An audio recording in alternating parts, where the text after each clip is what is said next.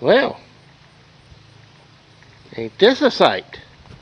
The long is in, 95's in, 4400's in, skid steer is in, 1550 diesel,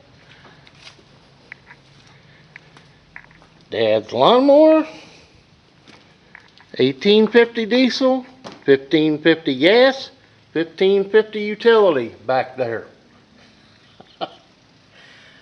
This is a giant jigsaw puzzle. I figured it out and got them in here. This was about an hour and a half's worth of finagling. But it's in there. The only thing that's left outside, unfortunately, is the case.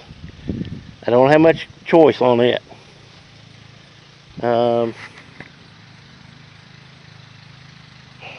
I thought about taking it back to the woods, put it in a barn back there, but with the number of illegal hunters and illegal people trespassing coming on the place, I know what would happen. They'd bash the lights in and the gauges and mash the, just destroy it. So, bad as I hate to, she'll just have to sit right there. It is Tuesday evening. I thought it was Monday. It's Tuesday. The 10th or 11th. Must be 4:30. Hunters are here. I'll be back here in a bit, guys. Okay. I had to talk to hunters for a moment. All the soybeans are cut. Yield wise, there was almost 800 bushel off this 10 acres no-till double crop beans and the 10 acres across the road. So that puts them right at 40 bushel an acre. I can stand that. I know by dumping in the wagon, I had about 200 bushel come out of the backfield, which is 5 acres there. So that's 40. The long part of the field, it didn't do as good as the rest of them for a couple of reasons. There was some heavier weed pressure there, and there were some big areas. Now, I'm talking probably a couple of acres worth that were between the deer and the turkeys. They wallowed it down. Also, there was a lot of beans out there that had been stripped of pods. Literally, I mean, all it was standing there was stems. Which is really odd, but I haven't seen it, but I have heard this before with turkeys. They'll eat the pods off of it. I don't know. But I haven't got my slip back from the second load, so, well, I know what this and that did across the road. I know what the backfield did. So, if anything will drag it down, it'll be the field in front of the woods where I work the ground. Not that that was a bad idea. Good one. Ground needed to be worked. It's a really nice feeling to be done with the home place.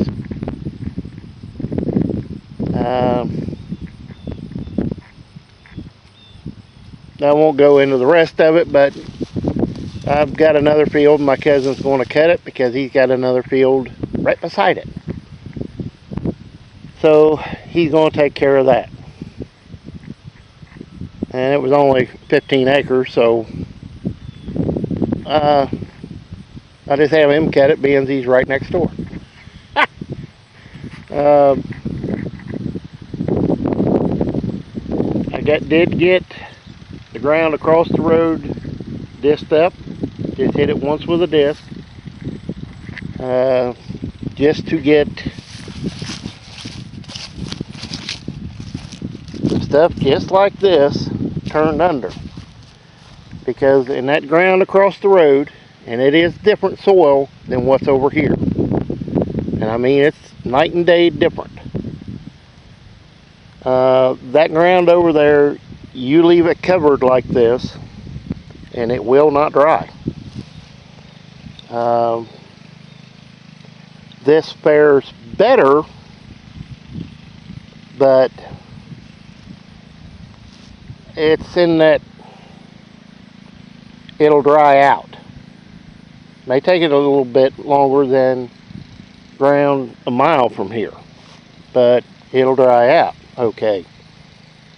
That across the road, you leave it covered like this, you know, solid, where the sunlight can't get to it, and it will not dry out till July. Been there, done that too dang many times, and after farming it for 40 years, I know what to do. You know, the absolute best thing you can do in the fall, as soon as you get done cutting beans, run the disc over it, bring some dirt up on top where the sunlight can get to it, and you're good to go next spring.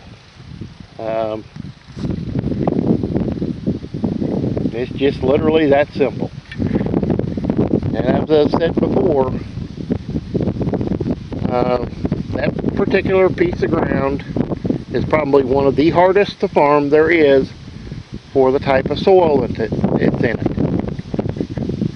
And I still believe it is from a mud flow. I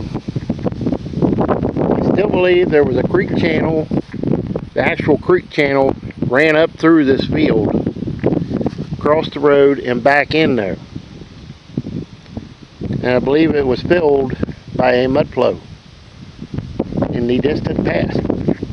Because I'm telling you, that soil is night and day different when you go, just say right where that pin oak is, you go 20 feet out and then go across the road 20 feet out from the road into the field. I guarantee you have two completely different soils. This is white ground where you can hit it wet, let it lay there an hour or so in the sun, come back and it'll bust up just like flour. You do that across the road, it turns to concrete. You don't touch it wet.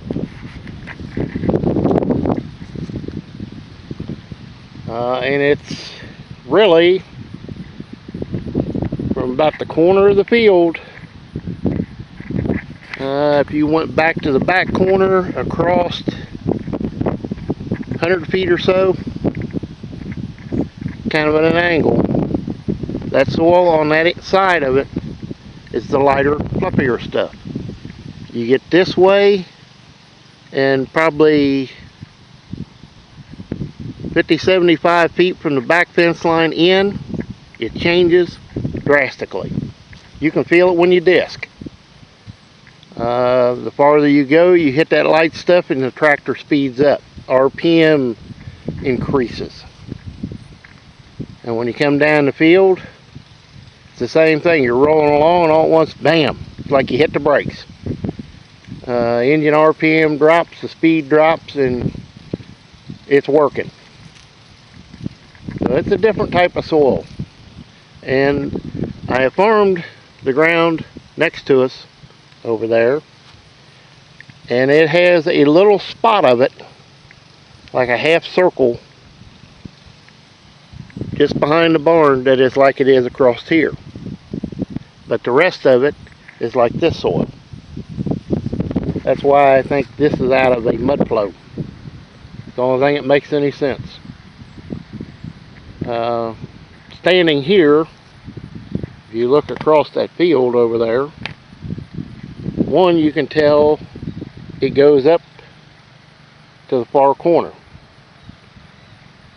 and it's got drop coming this way, just like from the corner here down to where that tree is notched, leaning, it drops there. It's the same way across the road. It's high in the back, the water comes this way. So it's, that over there is a lot different to farm. What you can do over here, you don't dare do over there. No-till on that ground, it has to be bone dry to plant it. It's just the only way it works. This spring, it got bone dry over there, and I was able to plant it. And that's the first time that we've lived here since 1970 that no-till has actually worked over there. So the conditions have to be just right for it to do it. Any rate, guys, I'm going to call it here. My next projects will be that dead pin oak and that great big monstrosity of a dead pin oak. They got to come down, and I may just cut them other 4 down to get rid of them. Yeah, I might just do that. So that, I got right where their quad is sitting back there. There's about 6-7 pin oaks standing there dead. I'd love to know what's killing these pin oaks. Really would. I only know one way to do it, and that's to drown its roots. And then you'll kill it dead. But these out here, well, that'd be 1, 2, 3, 4, 5, 6, 7 dead in the last 4 years. Right here along the road. So I feel there's something going on here. So we'll see you next time, guys. And as always, please comment, rate, and subscribe. See, farmers play video games too. We play Tetris, trying to make everything we got fit into some place like this. And that'd be 1, 2, 3, 4, 40 by 32. There's 2 combines, a skid steer, a couple of lawnmowers. What is it? 2, 4, 5 tractors and a skid steer. And if I worked it, I bet I could get a little more. We'll see you next time, guys. And as always, please comment, rate, and subscribe. Yeah. I believe it's tight over through there. We'll see you next time, guys.